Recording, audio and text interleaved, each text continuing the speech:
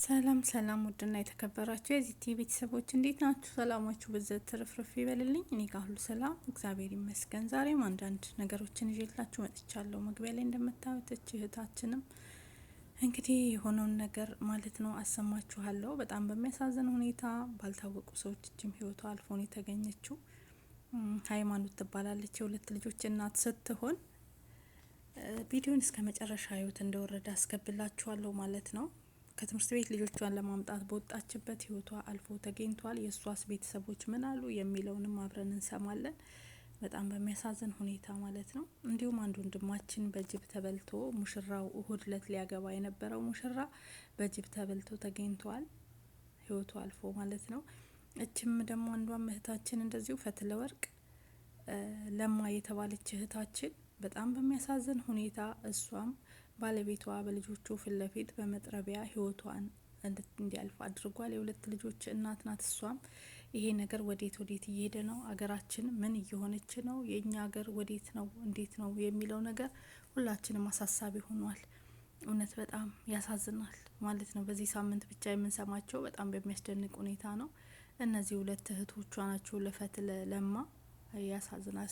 ለማምጣት እንደወጣች ሳትመለስ ስትቀር ጎረቤት፣ ወዳጅ ዘመድና ሌሎችም የአካባቢው ሰዎች በፍለጋ ይንከራተታሉ። ባለቤቷ ቀሲስ ጌጡም ወደዚሁ ወደ ጉራማይሌ ሚዲያ ደውለው የተንሰፈሰፉ በእንባ ታጅበው ልጆቼ እናት ወጥታ ቀረችብኝ፣ እባካችሁን አፋልጉኝ ብለው ነበር። በሶስተኛው ቀን ዕለተ አርብ ግን ገዳዩ ደውሎ አትፈልጓት፣ እኔ ገድያታለሁ፣ አስክሬኗንም እዚህ ቦታ ታገኙታላችሁ ሲል ኮስተር ብሎ እንደ ጀግናና እንደ ወንድ ደውሎ ተናገረ። በቁጭትና በመሪር ሐዘን ገዳዩ ወዳለው ቦታ አቅንተው አስክሬኗን ቤተሰቦቿና ወዳጅ ዘመዶቿ አግኝተው ያነሱታል። በቁጭትና በመሪር ሐዘን ውስጥ ሆነው እቺን ምስኪን እናት ሃይማኖትን ቀብረዋታል። እጅግ በጣም ያሳዝናል።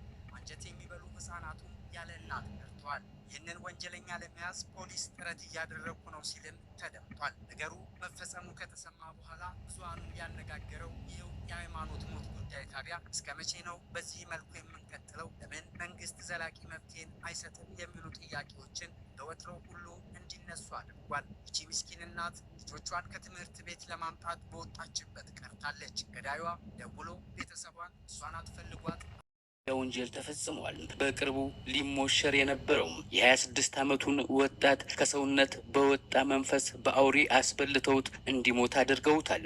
ቤተሰብ ተሰባስቦ ድግስ ተጥሎ ሰዎች ተጠርተው ካሁን ይመጣል ሲሉ አስክሬኑን ላኩላቸው። ይህ ዜናም አሁን በሀገራችን ተሰምቶ ብዙዎችን ያስደነገጠና የረበሸ መረጃ ሆኗል። ከጊዜ ወደ ጊዜ በሀገራችን የሚሰሙ ዜናዎች እጅጉን አስፈሪነታቸው እየጨመረ መጥቷል። ይህንን ወጣት በአውሬ እንዲበላ አድርገው ይግደሉት እንጂ የእሱ ዕጣ ፈንታ የሚጠብቃቸው ሌሎች ከ45 በላይ ወገኖቻችን ተይዘው እንዳሉም ታውቀዋል። የድረሱልኝ መልእክትም ለመንግስትና ለኢትዮጵያ ሕዝብ በእንባ አድርሰዋል። ምን እየተፈጠረ ነው ያለው? ስለ ወጣቱ ሙሽራ አገዳደልና የእሱን ዕጣ ፈንታ የሚጠባበቁ ከ45 በላይ ወገኖቻችን ከቦታው ሆነው እየተፈጠረ ስላለው አሳዛኝ እውነትም ተናግረዋል። ምን ተፈጠረ? ይህንን ልብ ሰብ እንደ ትራስ ተጠቀመላት። እሷ ከሞተች በኋላ በዱላ ሁሉ የዛኑ ቀን ማለት ነው። በማንም እጅ አትሞቺም፣ በእኔ እጅ ለትሞቹ አንቺ። እሷን ብቻ ሳይሆን የገደለው ልጆቹን እኛን ነው የገደለው። ደማችሁን የማፈሰው እገላችኋለሁ ና ይላል። እንኳን ለዘመድ ይቀርና እሷ ለባዳ የምትሞት ሰው ነበረች። ደብዳቤ ጽፎ እንደነበረ እና በዛውም ለፖሊስ እጁን እንደሰጠ ነው። ይሄ እንዴት እንደተመታችም ሲስተማቲክ ኪሊንግ ነው። ባይዘወይ አገዳደሉ ደም ብዙ የለም። ብዙ ተፈተናለች፣ ብዙ ዋጋ ከፍላለች። እኔ ምንም ያደረግኩት ነገር የለም። እሷ የፈሰሰ ሆና ውሃ ሆናለች። አላገኛትም።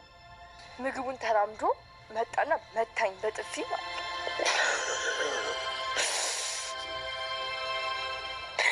አንቆት፣ እንደዚህ አንቆት ሶፋ ላይ አድርጎት ማለት ምን ናገር ሰው አይደለሁም። ከመሬት ተነስቶ እኔ መጥራት ጀመረ። በማንም እጅ አትሞቺም፣ በእኔ እጅ ለምትሞቹ አንቺ እንዲህ ነው ያላት። ከዛ ደነገጥኩኝ፣ በቃ በጣም ደነገጥኩኝና ለምን ያን ነገር እየተሰማ መንግስት ዝም አይበል? ይሄን ነገር በቃ ግን ይቅርታ ማድረግን ተለማመጩ። ሰውን የምትገዩ በይቅርታ። ደሟ ደመ ከልብ ሆኖ እንዲቀር አልፈልግም መቼም ቢሆን። እኔ በበኩሉ አልተውም። መታገል ባለብኝ መልኩ ታገላለሁ። እናቴ ናት እና የገደላት ደግሞ እንጀራ አባት ነው። ቻርጅ አርጉልኝ አታርጉልኝ በሚል ጸብ የህይወት መጥፋቱን ተከትሎ 3 ዓመት ብቻ ፍርድ መስጠቱ አነጋጋሪ እንደሆነ የሚታወቅ ነበር። ታዲያ ሸካ ዞን ከፍተኛ ፍርድ ቤት ማብራሪያ ሰጥቷል። ነገሩ እንዲህ ነው። ሟች ወደ ገዳይ ቤት ስልኬን ቻርጅ አርጉልኝ ብሎ ጎራ ይላል። ገዳይም በዚህ አጋጣሚ እናደርግልሃልን አያ እናደርግም በሚል አምባጓሮ ይፈጥራሉ። ሟች የገዳይን እናት በጦር ይወጋና እንዲሁም ደም አፈሳለሁ እገላቸዋለሁ የሚል ዛቻ ይፈጥራል። በዚህ ሁኔታ ውስጥ ነበር እጅግ ቅልጥ ወዳለ ጸብ ውስጥ ተገብቶ ገዳይ ዱላ አንስቶ ሟችን ጭንቅላቱን የመታው። በዚህ ሁኔታ ውስጥ ቻርጅ አርጉልኝ ብሎ የመጣው ግለሰብ ህይወቱ ያልፋል። ታዲያ ገዳይም በህግ ቁጥጥር ስር ይውልና የሸካ ዞን ፍርድ ቤት ይቀርባል። ሸካ ዞን ፍርድ ቤትም ግራ ቀኙን ካጤነ በኋላ ይህ ሁሉ የተደረገው ሆን ተብሎ ስላልሆነ ሟች እየዛተና ደም በማፍሰስ ብዙ ነገሮችን ሲናገር ስለነበረ ከመጠን በላይ ለመከላከል ባረጉት ነገር ብቻ መወንጀል አለባቸው የሚል ድንጋጌ አንቀጽ 541ን ጠቅሶ 3 ዓመት ብቻ ፈርድበታል። በዚህም የተነሳ ብዙ ሰዎች ቅሬታቸውን አሰምተው እንዴት ሰው ለገደለ 3 ዓመት ብቻ ይፈረድበታል ጥያቄያቸው ነበር። የሸካ ዞን ከፍተኛ ፍርድ ቤትም ይሄንን ብሏል። ገዳይ ሆን ብሎ የገደለው ሰው ራሱን ለመከላከል ስለሆነ ከፍተኛ ራስ በመከላከል በሚል ድንጋጌ 3 ዓመት ፈርድብበታል እንጂ ሆን ብሎ ለመግደል አልሄደም። እንዲሁም ሟች ባነሳው ጸብ በተደጋጋሚ ደም ለማፍሰስ ህይወት ለመቅጠፍ እየዛተ ስለነበረ ራሳቸውን ለመከላከል ሲጥሩ ከፍተኛ እርምጃ ወስደዋል እንጂ ሆን ብለው ሰውን ለመግደል ስላልጣሩ ይህን ውሳኔ ወስነናል ብለዋል።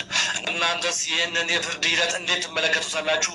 ኮመንት ላይ ሀሳባችሁን መከተብ እንዳት እንግዲህ ሁሉንም ሰብሰብ አድርጌ በአንድ ላይ ይዤላችሁ መጥቻለሁ። ሀሳብ አስተያየታችሁን ስጡ ማለት ነው። በጣም ያሳዝናል። እንግዲህ ፍትህ ለማን ነው የሚጠየቀው? የሀገራችን እንዝላልነት ምን ያክል እንደሆነ እንግዲህ ማየት አለባችሁ። አሁን የዝች የፈትለ ነፍሰ በላ ማለት ነው ምንድን ነው እየተደረገ ያለው? ይግባኝ እየጠየቀ ነውና ፍርዱ የሞት ፍርድ ተፈርዶበት ነበረ። ይግባኝ እየጠየቀ ነው ያለ። እነዚህም ደግሞ ታግተው ያሉት ሰዎችም 40 የሚሆኑ እንግዲህ ታግተዋል። ሙሽራውን እንግዲህ በአሰቃቂ ሁኔታ ህይወቱ አልፎ እንዲሁም ደግሞ አውሬ ተበልቶ ነው የተገኘው። በጣም ያሳዝናል። ምን ማለት እንዳለብንም አናቅም። እንግዲህ ፈጣሪ ለሀገራችን ሰላም ያምጣልን። እኛ አውሬ ሆነናል ማለት ነው። ኢትዮጵያን በሙሉ ምን እንደሆነ ባላቅም ሁሉ ነገራችንን እግዚአብሔር አምላክ እሱ ካልደረሰልን በስተቀር በአሁን ሰዓት ላይ የምንሰማው የምናየው ነገሮች በጣም የሚያሳቅቁ ነገሮችን እየሰማንና እያየን ያለ ነው። ያሳዝናል። እንግዲህ የሃይማኖትንም ህይወት ያጠፋው ሰውዬ ደውሎ ራሱ ነው ሃይማኖትን እዚህ ቦታ ላይ ህይወቷ አልፏል፣ እኔ ነኝ ህይወቷን እንዲያልፍ ያደረኳት፣ ሂዳችሁ አስክሬኗን አንሱ በማለት መልእክት አስቀምጦ ደውሎ ነው ያስቀመጠው። እውነትም የተባለበት ቦታ ሲኬድ እንግዲህ ህይወቷ አልፎ ነው የተገኘ።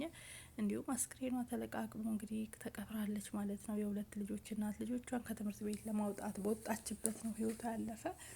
የዚችም ደግሞ የሚያሳዝን ሁኔታ ደግሞ የፈትለም እንግዲህ ባለቤቷ ቤቷ ውስጥ ነው እንደዚህ ያደረጋት ማለት ነው። ያው በመጥረቢያ ነው እሷንም እንደዚህ ያደረገ። ብቻ በጣም ያሳዝናል። እንደሰማችሁት ነው። እኔ ብደጋግምላችሁ ነገር ቢደጋገም ባህያ አይጫንም ነው የሚባለው ና እንዴት አያችሁት? እስኪ ሀሳብ አስተያየታችሁን ስጡ። አገራችንስ እስከ መቼ ነው በእንደዚህ አይነት ነገር የምትቀጥለው? የመጨረሻውስ ምንድን ነው? ምንድን ነው የምናገኘው? ማለት መብትያችን ምንድን ነው? መጨረሻችን ምንድን ነው? ሴቶች ትዳርስ ወንዶችንስ እንድንጠላ እየተደረገ ነው ያለው በአሁኑ ሰዓት ዝም ብላችሁ ካያችሁት ማለት ነው። ና በጣም አሰቃቂና አሳዛኝ ነገር ላይ ነው ያለ ነው። ምን ታስባላችሁ? ምንስ ትላላችሁ? እንዲሁም ስለ ቀነኒ ፍትህ በሉ። እስካሁን ሰዓት ድረስ የቀነኒ ምንም አዲስ ነገር አልሰማንም አላየንም። እንግዲህ ያው ፍትህ ለቀነኒ ቀጠሮም ነበረ ዛሬ። እስካሁን ከችሎት ይሄ ተባለ ብሎ የወጣ መረጃ የለም። ይህን ቪዲዮ እስክሰራበት ድረስ ከዚህ በኋላ አዲስ ነገር ከወጣ ይዤላችሁ እመጣለሁ። እና እንግዲህ በጣም ያሳዝናል። ሀገራችን ሰላሙን ፈጣሪ ያምጣልን። ጸሎት አድርጉ። ማለትም ግራ የሚያጋባ ነገር እየተፈጠረን ያለ ሁላችንም እስኪ ጸሎት እናድርግ። ሀገራችን ጸሎት ያስፈልጋታል ከምንም በላይ። ይሄ ነው የምላችሁ ነገር የለም። በየትኛው መልስ ሰጥተን ለየትኛው እንተው። ፍትህ ለእህቶቻችን እንበል ማለት ነው። ያሳዝናል።